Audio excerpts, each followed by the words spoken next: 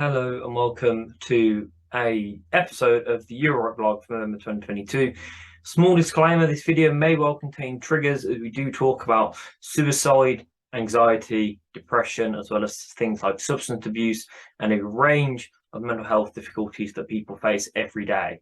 So please, if you do go into this, do just be aware and make sure you look after yourself before and after, especially if that means talking to someone else and getting their support.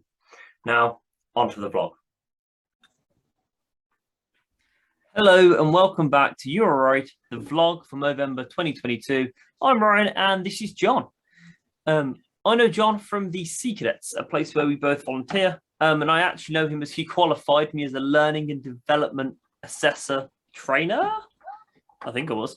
Anyway, back before the qual moved, and he's here today to talk to us about his life, essentially, his experiences around being a mental health nurse. So it's definitely an insight that we haven't seen yet on this vlog, and I'll be honest, not one that you're going to see going forward. So it should be a really unique aspect for those of you that are watching this. And as always, I'll speedily just hand over to John. Over to you, bud. Yeah, thanks. Yeah, so as Ryan said, I'm a mental health nurse. I've been qualified now for roughly 2 years.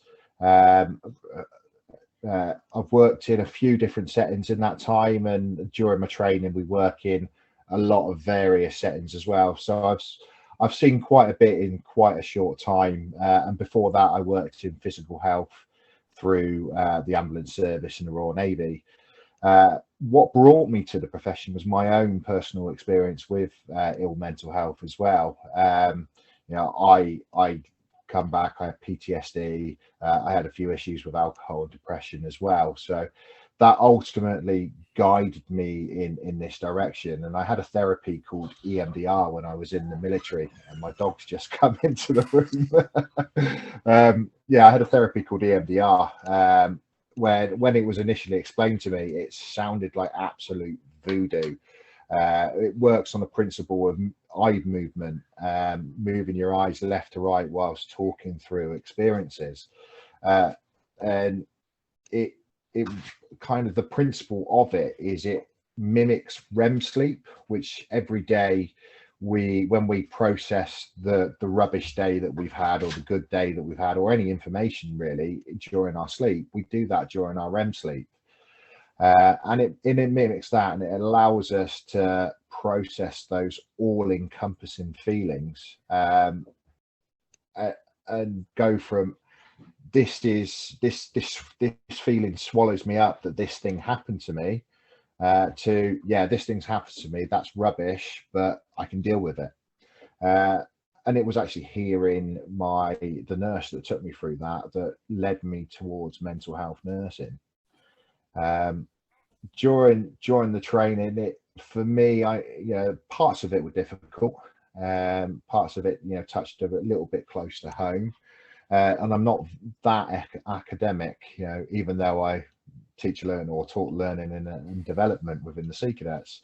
Writing a 2,000 word essay is not the most natural thing to me, so that was more what I found difficult. Talking to people, and walking alongside people is what sort of comes naturally to my personality. So the areas that I've worked in during my training, I worked on wards, I worked in various different community teams, from older adult services where I'm working with people with dementia, to adults for working age where I'm working with people with schizophrenia and bipolar and things like that.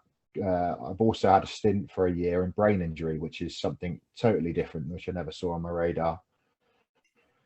Currently, I'm working in a community team, so I'm looking after people that are out in the community, living their lives and trying to keep them out of hospital essentially, and get them well. Some of the people that I work with will always be under services, through the nature of their illness. Some people, and these are the people that I sort of get more from, is to being able to discharge somebody from services. They've come to us, they've worked with us, and then they no longer need us. It's actually nice not being needed in that that respect. But it's also, you know, I get a lot from, you know, the people turning up to my clinics, having their medication, and you know, they're able to live a relatively normal life from that. Um, Majority of the people that I do work with are people with schizophrenia or various forms of psychosis, and they um, generally need some antipsychotic medication. There are some talking therapies that they work with, but they tend to work more with the psychologists for that than me. I do quite low level talking therapies, and I've got a few people that I don't want to downplay it, but they're more minor depressions than, you know, major depressive symptoms on my caseload.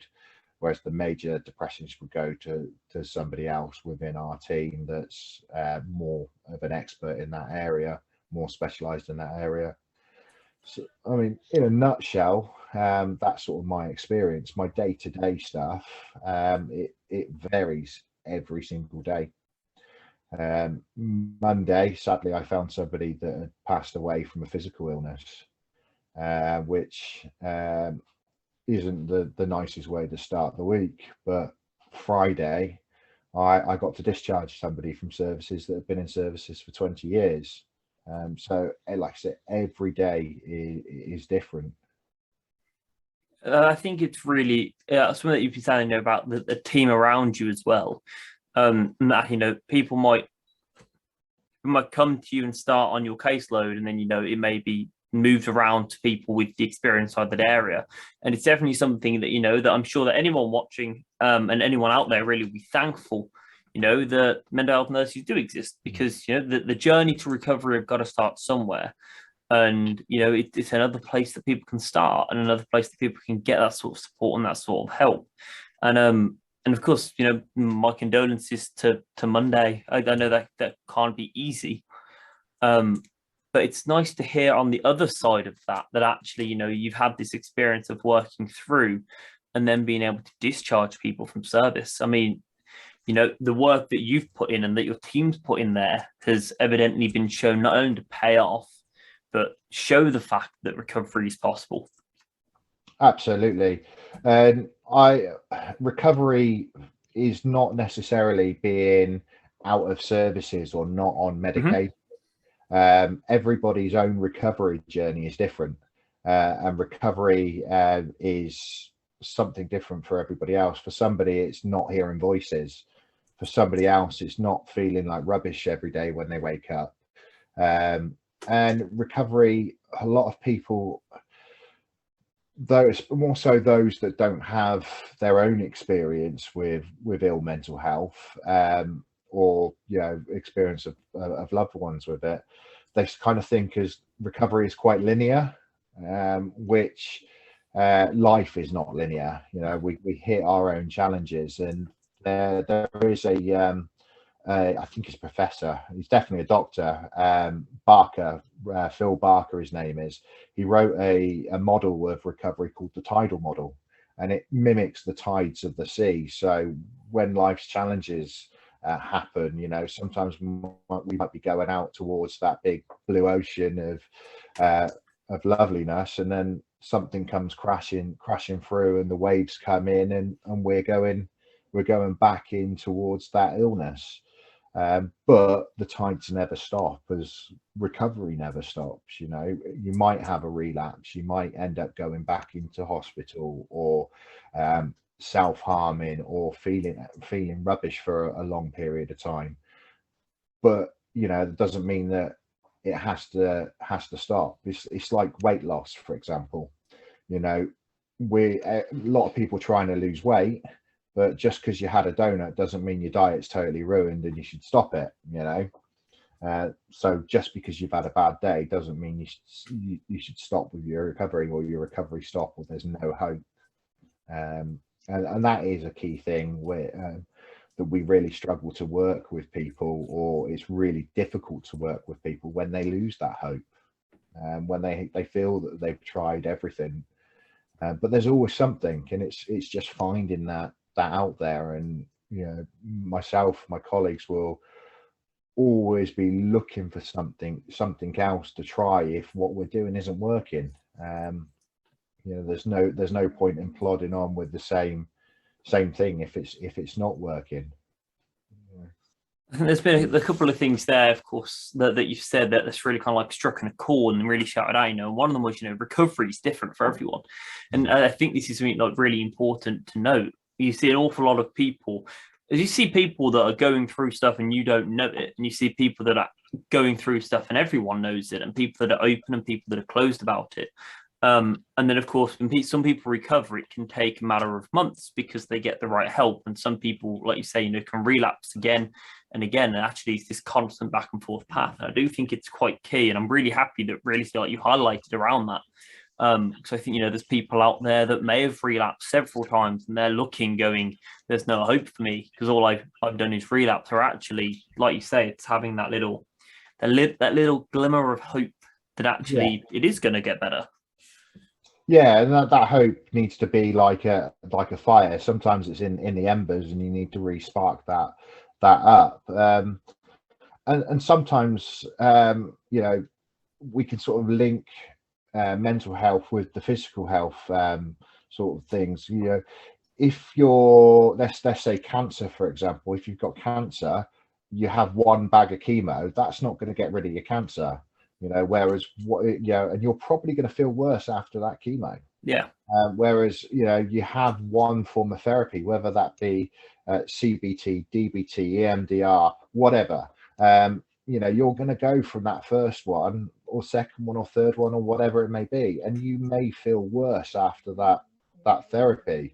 It's when you put into practice the skills that you learn within that therapy, or you know, try and practice those thought patterns, or you know, being kind to yourself, that things start to improve. You know, and it's when that chemo starts to get, when your body starts to get rid of the cells that the chemo has killed off, that you start to feel better. You know, it's kind of comparable with that, which I you know, I find quite difficult when my service users, patients, people like to be called different things, when they say, well, I've tried that, that's rubbish. But then you go to them, well, did you actually use it outside of it? You know, as a nation, and I'm not trying to sort of downplay anybody or bag on anybody, we're all guilty of it. We all want that magic pill to cure us, but sometimes we need to cure ourselves as well, and work with it. I don't like working for people. I like working with people and coming alongside people, and I find that more effective once people are willing to come alongside you, and you allow you to come alongside them. The recovery seems to speed up massively. Yeah, you have to buy into your own recovery. Now, if you're not willing to say you can make it, then no one can go into you. It's like, you know, when you go for a job, if you're confident that you're not going to get this job, you're probably not going to get the job. You've talked yourself into that corner. And that, you know, recovery is a two-way street. You can get all the help you want, but if you're not willing to help yourself, it's climbing a lost hill. I read a quote the other day, and I'm just curious to kind of what your thoughts are on it from of course, you know, your standpoint and your experiences on it. Recovery isn't getting back to the person you were, but becoming comfortable with the person you now are, was the quote. And I'm just curious what your scope is on that. Yeah, I buy into that massively. You know, we are a product of our experiences. You know, whether you believe in the nature nurture, you know, theories of you know, growing up, our experiences shape who we are. You know, if we have been multi-billionaires, never had anything go wrong in our life, we've had everything we've wanted, the minute something quite small goes wrong, that's massive, you know, and it has a massive effect on somebody. But if you have a lot of things go wrong in your life, or you have, you know, you become unwell, whether that be physically or mentally, that is going to shape who you are, and it potentially could add some resilience to you as well. You know, there is only so much resilience we can have before we break, but yeah, it is not, getting back to who you were. It is being comfortable with who you are. Like I said at the beginning with the EMDR, it doesn't take away what happened to you, but it helps you with the way that your emotions and your feelings about that thing that happened to you. Just before I look to round all this off, my question to you, John, is: do you have any kind of final words, any final statements around anything we've discussed? Well, the big thing is, especially for the gents, is don't be afraid to come forward. Don't believe those cliches that having a mental illness makes you weak. There are the old cliche sayings, it's okay to not be okay and all that, and yes, it is. If you can find something good with that, absolutely. But ultimately, 99% of mental illness is either through experience or a chemical disposition in your brain. So it's not a weakness, it's an illness. If you broke your leg, you go to the doctor. Why not go and see somebody if your your emotions are out of kilter, or your thinking's out of kilter, your mental health's not there? What's the difference, your brain to your body? And I think that's a really nice key point right there to end on. Gents, if you need help, help is out there, but you have got to go and access that help for it to actually come to you. It can't find its way to you. And just like earlier, you need to take responsibility and you need to want to get better to enable you to be better. Thank you so much, John, for coming on and for talking about your experiences. It's definitely an insight that I've never seen or never even heard. So it's very appreciated both by me and I'm sure anyone that watches. You're more than welcome. To everyone else out there, we'll be back tomorrow with another vlog. Apart from that, do have a very wonderful day. I'll catch you later. Goodbye, guys. Thank you for watching that You're Alright vlog. It's been a phenomenal journey that we've been on to get this far, and we're hoping that it will long outlive the vlog series.